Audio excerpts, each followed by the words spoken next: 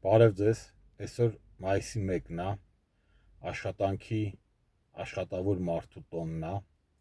և ես որպես տաքսու վարորդների արհեստակցական կազմակերպության պրաֆսայոզի ղեկավար շնորհավորում եմ բոլոր այն մարդկանց տոնը, ովքեր իրանց հալալ քրտինքով, իրանց շնորհքով, իրանց ընտանիքների մի կտոր հացի գումարն են հայթայթում։ Բայց այսօր ուզում եմ խոսամ նաև արհեստակցական կազմակերպությունների խնդիրներից ու հատկապես տաքսի վարորդների խնդիրներից երկու բառով։ Մեր պետությունում անկախության հենց առաջի օրերից, այն որ առաջի մասի բանվորի արձանը չգիտես ինչի քանդեցին, այդ օրվանից բանվոր մարդու, աշխատող մարդու պրեստիժը ընկավ ու սկսեցին անտեսվել աշխատող մարդու իրավունքները ու շահերը ու եկանք այն, ինչին որ եկանք։ Արհեստակցական կազմակերպությունները, պրաֆսայոզները դարել են ընդամենը նոր տարվա օրերին աշխատանքային կոլեկտիվի անդամներին մի շիշ ձետ, մի շիշ արաղ, 2 կիլո պեսոկ, մի հատ էլ էնեժանոտ բամբաներ կա բաժանող կազմակերպություններ։ Ոչ մի աշխատանքային վեճ գործատուի հետ, ոչ մի խնդիր պետության օրենսդրական հետ կապված երբևիցե ոչ մի արհեստակցական կազմակերպություն, ոչ մի պրաֆսայոզ չի բարձրացրել, չի լուծել։ Իսկ հստակ ասում եմ, չի կարա գոյություն ունենա կայացած հասարակական կյանք, չի կարա լինի ժողովրդավարություն, քաղաքացիական հասարակություն, եթե այդ պետության մեջ գոյություն չունի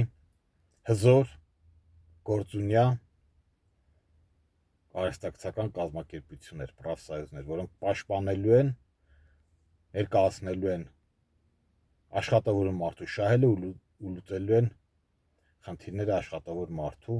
համ գործատուի հետ, համ պետության հետ կապված։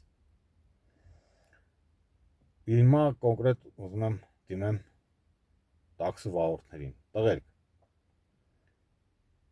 ոչ ոք բացի մեզնից չի հասկանա, ինչի մեջով ենք մենք անցնում։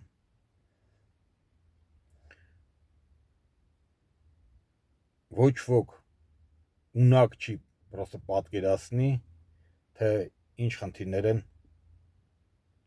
ծագում մեր ամենօրյա աշխատանքի ընթացքում։ Պատվիրատուն մի հատ մատի հպումով տաքսի է պատվիրում, նրա մոտիկանում է լվացած, մաքուր տեխնիկական սարքին, ավտոմեքենա, բարեկիրթ վարորդով, բայց ինչ է պետք, որ այդ ամեն ինչը ապահովի, նրանց մեկը ունակ չեն հասկանում, թե ինչքան պետք է մարդը չարչարվի, որ կարողանա այդ մեքենան մաքուր պահի, անվադողերը միշտ 100 պատշաճի նոր ելնեն, որ խուսափի վթարներից, տեխնիկական վիճակը մեքենայի սարքին լինի միշտ, այս մանավանդ այս քանդված ու ջարդխուռդելած փողոցների երթևեկության պայմաններում, այս պրոբկեքի մեջ, թե ինչերի մեջով ենք մենք անցնում, ոչ ոք բացի մեզնից այդ չի հասկանա։ Բայց մենք էլ չենք հասկանում մի կարևոր բան, տղերք։ Մենք չենք կարող հասկանանք, թե մենք ինչ հզոր ուժ ենք ներկայացնում մեզանից։ Չկա հանրապետությունում ավելի հզոր ուժ, քան մենք ենք։ Բայց որպեսզի կարողանանք այդ հզոր ուժը դառնանք, պետք է ընդամենը համախմբվենք, մի բռունց դառնանք ու խոսքներս մեկ անենք։ Ընդամենը։ Ու այդ դեպքում ոչ թե մենք այդ տաքսի ծառայություններին on-line մեր կամքը կթելադրենք, մենք պահանջները կդնենք ու կհասնենք այդ պահանջների կատարմանը, այլ պետությունն էլ կկայանի մեր կողքը, մեր մեջքին ու մեր արդար պահանջները կկատարի։ Դրա համար էլ եմ ասում, պետք է ընդամենը համախմբվել։ Կազմակերպությունը կա, տվյալներս կան, եկեք, դիմեք, միանանք, հստակ մեր պահանջները ներկայացնենք ու գնանք առաջ դեպի այդ պահանջների կատարման։ Ես գարանտիա եմ տալի 100%-ով, որ եթե մենք համախմբվենք ու ողջամիտ խելամիտ պահանջներ ներկայացնենք, չկա բացառվում այդ ձևի բան լինի, որ այդ պահանջները ես չհասնեմ նրան, որ այդ պահանջները կատարվեն։ Սրանից 15 տարի առաջ, եւ որ մեր կազմակերպությունը ստեղծվեց, այն ժամանակ, եւ որ տարածքային կառավարման նախարարությունը, սկզբում տրանսպորտի նախարարությունը, եւ որ այս հարցերով զբաղվում էին տաքսի վարորդների, չկար մի այդ ձևի օրենսդրական նախաձեռնություն, կառավարության որոշման նախագիծ, որը մինչև որ հասներ օրենսդիր մարմին կամ կառավարության հաստատման,